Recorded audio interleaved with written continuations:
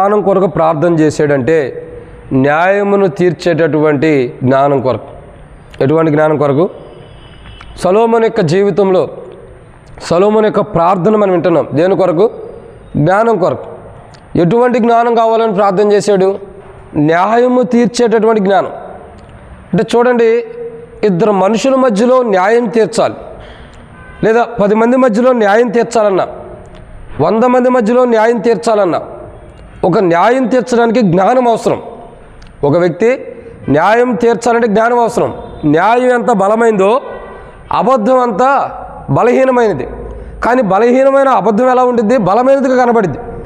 So అబద్ధము కూడా నిజమే అనిపించింది, అబద్ధం కూడా నిజమే అనిపించింది. కానీ ఇక్కడ సొలొమోను యొక్క చరిత్ర చూస్తే, సొలొమోను యొక్క జీవితంలో దేవుని సన్నిధిలో సొలొమోను ప్రార్థన చేస్తున్న మొదటిగా జ్ఞానం కొరకు. ఎటువంటి జ్ఞానం అంటే న్యాయం తీర్చేటటువంటి జ్ఞానం.